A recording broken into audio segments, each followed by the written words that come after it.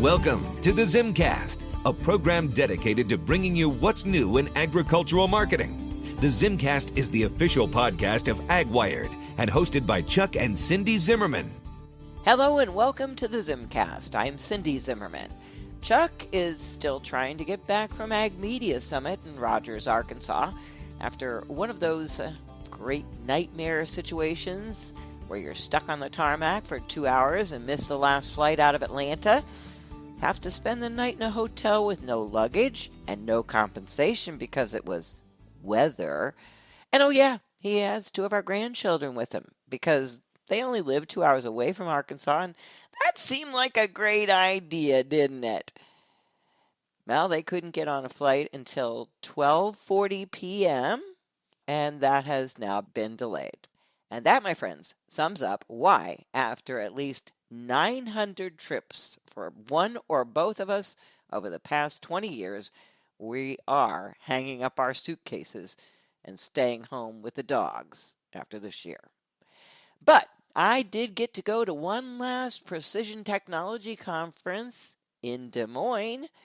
The 5th annual Tech Hub Live Conference and Expo was held July 21st through the 23rd.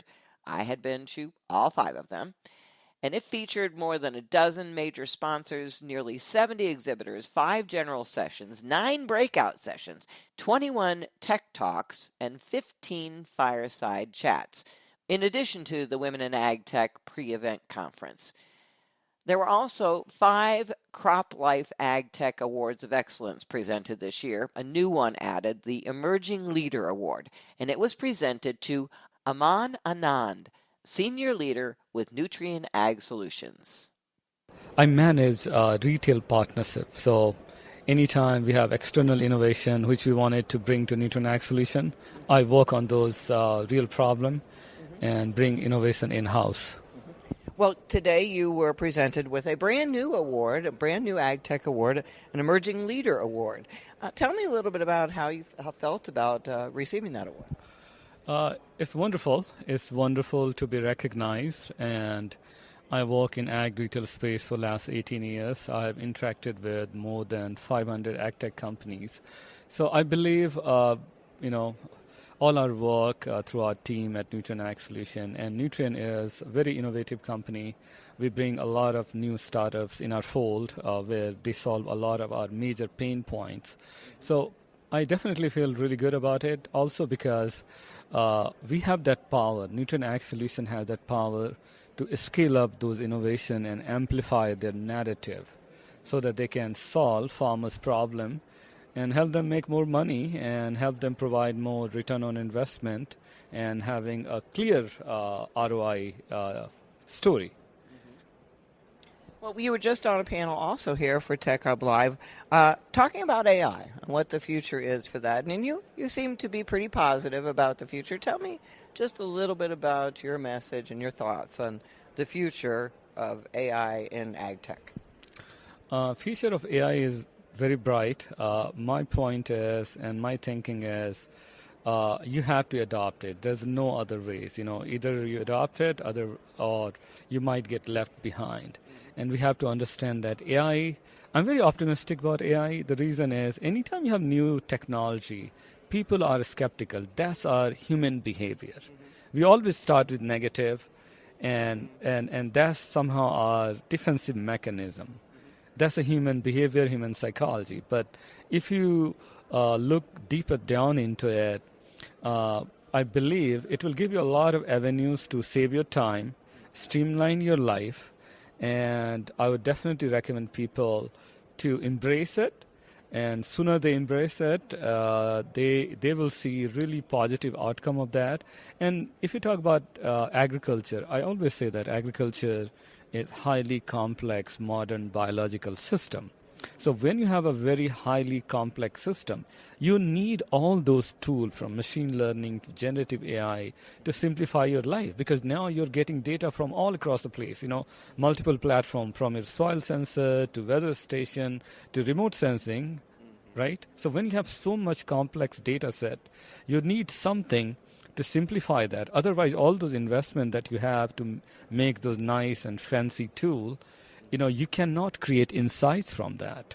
So to create insight, it's very important to have a tool that can analyze, as I said, 3A approach, acquisition of data, analysis of those data, and finally creating actionable insight, which is your action part. So I would say definitely AI and the machine learning has that strength to analyze a really complex data set, and it will change our life. It will change farmers' life, and ultimately it will bring transparency to system. Now everything is transparent. When people are sharing data on any LLM model or their institutional knowledge, in general, a lot of people will get benefited from that. So don't be skeptical, be positive, and things will change. Well, what do you think about this conference? What do you think about Tech Hub Live?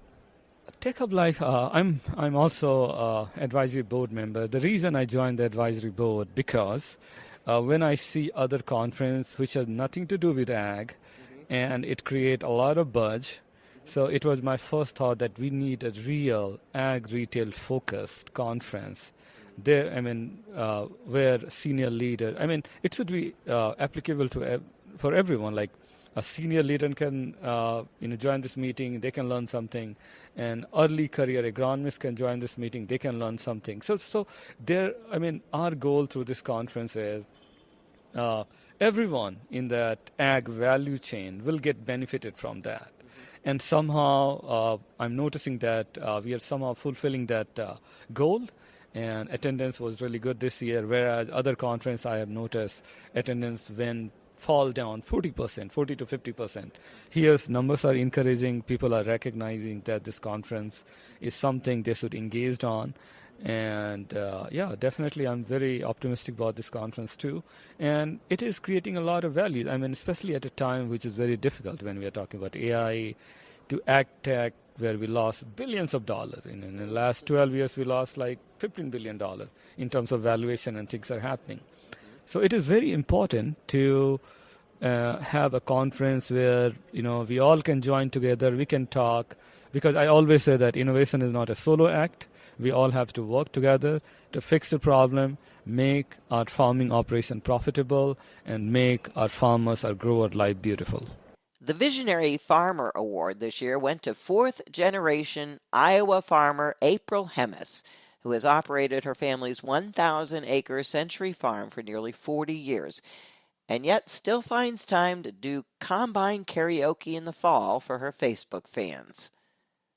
With combine karaoke, I was doing a podcast and I said, I don't know, I made a flippant remark about, well, maybe I'll do combine karaoke. And a friend of mine said, we're doing it. So, that's how that started. But I do get to do a lot of interviews and things like that because honestly, being a woman in production agriculture and an owner-operator, I have a unique view on a lot of things. So I enjoy sharing that, so. You obviously have a great sense of humor, but how many years have you been doing it then? Yes, this is my 40th year farming. So I came back to the farm in 1985, so I've seen a lot of things come and go, but it has been a fun ride.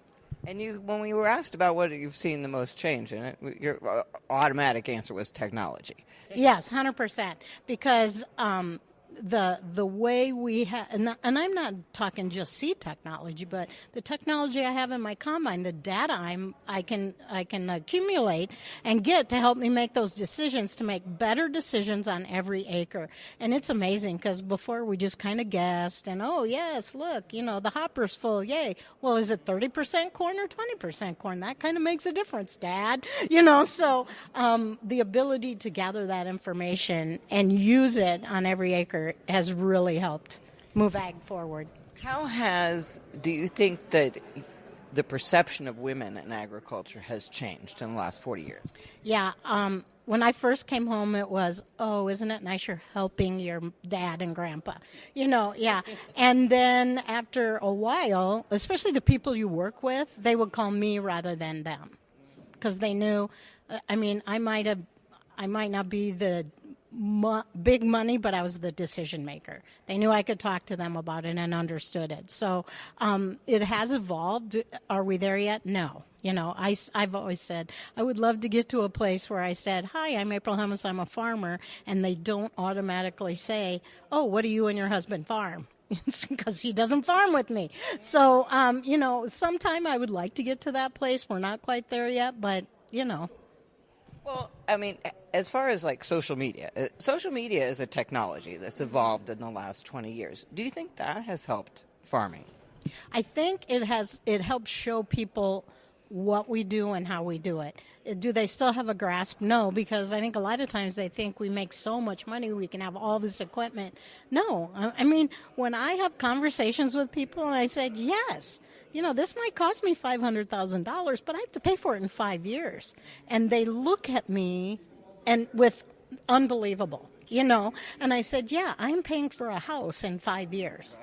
And they go, wow. So that puts that into perspective.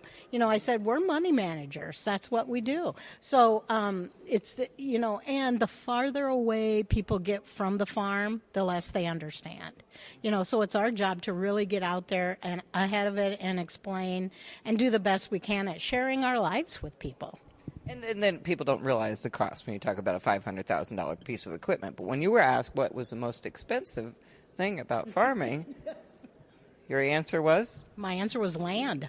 And people don't think of that. So even people in agriculture think it's, you know, chemicals or seed or other inputs. No, it's land, period, end of story. Ask any, and even if, like, I'm buying some land and I rent some land from my family, we own all of the land that I farm, but it is definitely land. And we have that conversation with, especially with younger people who say, I'm never going to be able to afford a piece of ground. And I go, you're right. You're not. You know, and what it does is holds back people getting into it that just want to get into farming that aren't related or marry into it. You know, you really have to have that in. And that's unfortunate because there's a lot of people that would be really good farmers but just don't have the means to get into it. You talked a lot about being involved with the soybean associations and, you know, being a soybean export council, all of that, being able to travel and that kind of thing. How important is that as a farmer? Because, I mean, you don't have a lot of time. Right. And why did you want to be able to be involved in associations? What's amazing to me, well, especially about traveling, is, you know, we have a commodity, whether it's corn, soybeans, you know, hogs, cattle, and we need to be out there and representing it. And when I go around, and I've been very fortunate to travel and say, especially talk about this is how I raise my crop, this is what I do, the one reaction from a huge buyer in China was, we already know that the American farmer is the best in the world. You know, they just want it cheaper. And I go, well, sorry? Yeah, I don't have control over that. That's right. And they always like it when I sometimes show a video of me out in my combine and combining soybeans, and it could be corn, but I said the reason I'm showing you this is look at the lack of weeds. You know, we are out here, we're combining the best. This is raised no-till. I'm not disturbing the soil. So telling our story, how we do it, because consumers around the world are really starting to care about that. You know, sustainability, how we do things. And so having a farmer out there talking about it. And I tell you what, I go to conferences when I did. That's the favorite part everybody has is the farmer telling their story because it's straight from the heart. It's what we do. Tech Up Live is fortunate to have many supporting industry sponsors who make it happen.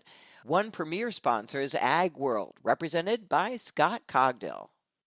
Ag World is an FMIS platform that primarily is in North America and Australia.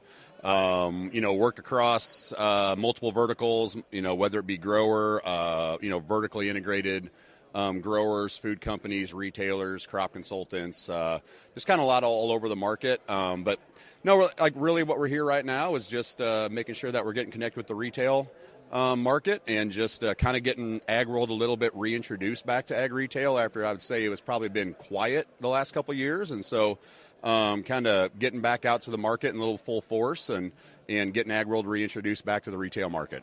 Well, you've taken a major role here as a sponsor at Tech Hub Live, the 5th annual Tech Hub Live. What are some of the things that you're supporting, in particular, your company here at Tech Hub Live? Yeah, so, like when we were looking for this, my former company, it was always kind of a big deal of being a sponsor at this and just making sure that we can kind of help be a part of it, help, make sure that the industry has a voice in what these events really are looking for. But, for me, it's, as always, I've probably said the same thing every year we've talked. It's more about just networking. It's about touching base with the industry, whether it be, customers, our competitors, partners, whatever. It's a very close group. It's a very tight group. And so, for me, it's just really about getting here and just, getting back in front of the industry, talking with the industry, and just making sure that we're able to network.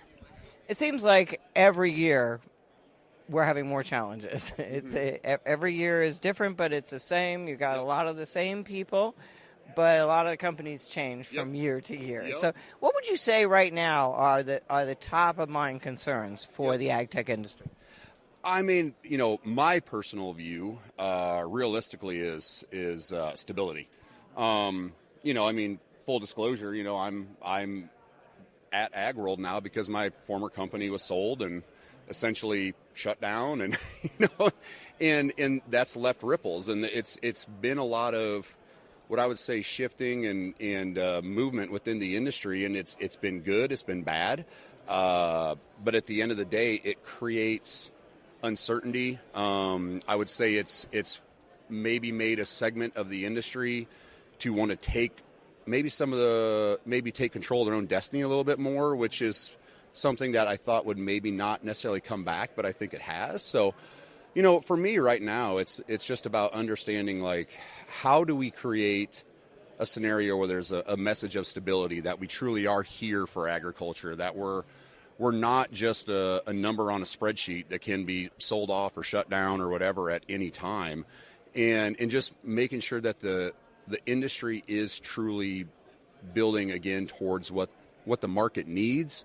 Now that we're kind of past the big wave of the VC boom and the VC era of the 2010s and all this, crazy valuations and all that were happening. And so I think we're kind of realistically settling into a new era of commercial viability, being commercially viable, really focusing on what you're trying to do versus maybe trying to say someone's going to build the next $1 billion ag tech company, which realistically there probably will never be one. So I think that's really more about where I'm viewing it, is like finding the fit, understanding the needs of the market, and making a commercially viable company.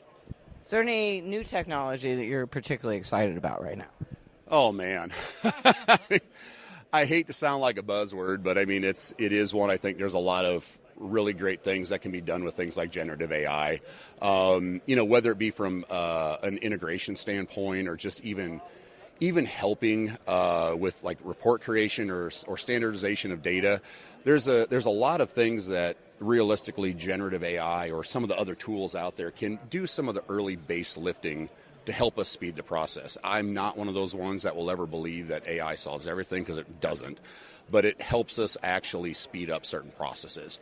And for me, it's more about, how do we leverage some of those things, or how do we make it fit in certain workflows to make sure that the information is more readily available or more easily integrated, or whatever that may end up being, knowing to leverage the tools that exist. So, and what I hope is, and it's built in a way that you don't even realize it's there. You don't realize what you're dealing with. Just the workflows are so good that not really understanding that that's how we got to that process. Why do you think it's important for people who are passionate about the ag tech industry to attend Tech Hub Live? Honestly, I think there's a couple things of just, it's a good gauging what's going on in the industry. I mean, for me, I'll fully admit I love just catching up with people, checking in, hearing what the latest talk is, kind of understanding where the thing is. But I also do think it's important because it is an opportunity for all of us to really be in a spot with a lot of retailers, a lot of other parts of the market, and truly hear directly what they're looking for, what they're wanting to be addressed, what truly are the pain points. as well as start to kind of spend a little more time with other companies. Like I always call our competitors, realistically, we're all frenemies because we're all working within the same industry, and sometimes we partner with a certain area of a competitor, and other times we don't. And so I think it's just always a great opportunity for the industry as a whole to just level set, touch base, understand what's going on in the marketplace, and honestly just see each other in person and make sure we keep these connections going, because that's what's better for the industry. Well, you may be frenemies one day and coworkers the next day, right? Absolutely, and as we've all seen how that works.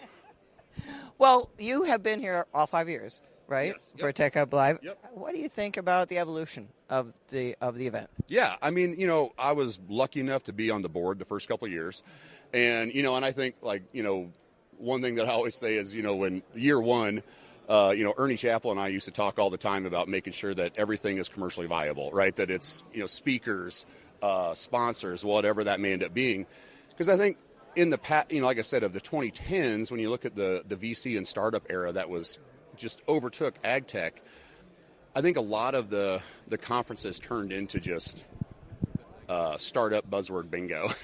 So that's where we really wanted to make sure that those early days back in 21, that it was a conference built around commercially viable things that actually are addressing the market, are going to be here for the long run. And I think as a whole, the conference has stayed true to that. And like I said, I think the industry has also shifted enough where we're no longer dealing with, these big, outlandish valued startups that realistically don't have staying power. So I think it's done a really good job keeping it to where it's commercially viable, understanding about, we want this to be about who, what the market needs, bringing people together, and then obviously being an Iowa local. I mean, I just love it's in Des Moines. I don't have to travel very far. So it's great. It's great for me, but it is one of the things I look forward to most every year, just because it is one of the best opportunities to truly get together as an industry and just touch base again. Another major sponsor this year for both Tech Hub Live and Women in Ag Tech was Agra Access, and Kelly Miller is Director of Ag Tech and Retail. Tell us about Agra Access. Yes, Agra Access is a division of Compeer Financial, and we really specialize in partner lending. And what that means is we partner with banks, ag retail, fintech, to offer financing to farmers and banks to offer a dependable source of capital. And this is relatively new to Compeer? Yes. Agra Access is actually the original part of Agra Access is 25 years old. We just celebrated that. But the ag tech and retail and fintech part of it is 5 years old. So that part is relatively new, but the whole part of Agra Access itself is a little over 25 years old. Surprisingly, as old as Tech Hub Live, which we're here at. So, and Agra Access is a very major sponsor here this year, not only of Tech Hub Live, but also of Women in Ag Tech. Why? Tell me a little bit about your presence here and why it was important for you to have such visibility here. I would say twofold. One, Women in Ag Tech is really important to Agra Access because women more and more are part of agriculture, not only for careers, but also on the farm. We're both places, and we want to make sure that we have a really good presence of that. We value their opinions. We value, really everything that they bring for that. So Women in Ag is really important to us, as well as Tech Hub Live. We have a lot of our partners here, and we want to make sure that we can show up and show up for them and be able to sponsor, this great event with them. It makes it better. Sponsors make it better. Mm-hmm. Well, you led a panel at Women in Ag Tech that involved both crop insurance and farm credit, and how Ag Tech has an impact on that. Give me some of the insights that came out of that panel. Yes. So yes, we had Farmers Mutual Hail, and we had Compeer Financial, an economist by the name of Megan, and we had Dawn as well from Farmers Mutual Hail. And really we asked about what role do they play in the digital adoption of that? And because there are two main parts of agriculture. Almost everybody needs insurance, and almost everybody needs finances. And so how do they make sure that the clients are part of digital? And really they play a key role in making sure that they're offered the digital offering, right? We know that they can show up in person, but they know that they have a digital offer. And so they know that they play a key role in offering to the client that they have other options than just in-person offers. All right. Well, and as far as Tech Hub Live is concerned, you also did a presentation here. Tell me a bit about that. What you were getting, what your main message was there. It was about innovation, which, one, personally, I love talking about innovation because it's really one of my passions alongside of agriculture. And being innovative in ag is really important. And so I talked a little bit about the 3 keys of innovation in any organization, or that we really kind of believe in at AgriAccess. The first is you have to make sure that you're in a position to be able to invest. You have to earn the right to be able to innovate. Because if you're not in a good financial position where you're a profitable organization, you really can't even begin to innovate. So if you're not a strong, profitable company, it's really hard to be able to innovate. Because if you're just scraping together to be able to make payroll, it's hard to innovate. Take those big bets, small bets. So that's one. The second one is really making sure that your strategy aligns with where you're innovating. So if you have to be really, really clear on where your strategy is, so you can make sure that where you're spending your time, your money, your resources on innovating aligns with your strategy. You're going to have better outcomes. You're going to be more successful in innovating because you're going to continue to fail and you're going to continue to iterate and you're going to continue to move forward in the right direction, even if they don't all win. And then finally, the creativity, which is a part that I love, is really having fun with innovation, right? Because the other two, those are foundational, but also making sure that you're having fun with innovation because it should be a part of your DNA is to have fun as an organization. So the top 3 are making sure that you are in a good space from a profitability standpoint to be able to innovate. The second one, make sure it aligns with your strategy. And number 3, have fun, be creative with your innovating within your organization. You have been involved in Tech Hub Live since the beginning? No, but the last couple of years. Yes. But what is it that is so special about this event? I think it's the new life that comes every year. And what I mean by that is there's some companies that now have been here probably 5 years. And there's some companies that are brand new. And what I love about it each year that I see is more and more companies are partnering together, especially the last couple of sessions that I was in. The panels, it's like they work together.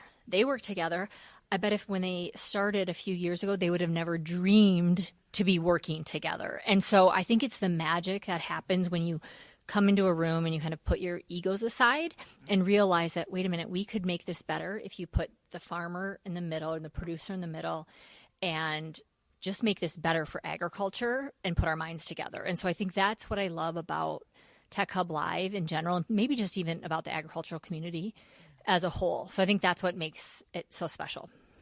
Lots more from Tech Hub Live can be found in the virtual newsroom on agnewswire.com. Well, assuming Chuck makes it back from Ag Media Summit someday, we only have a few more events left this year. I will be in Sioux Falls, South Dakota, August 20th through the 22nd, with my friends at the American Coalition for Ethanol for their annual meeting. And Chuck will go to his last Farm Progress show next month. And finally, he will head to Clearwater, Florida for the Ag Gateway annual meeting in November.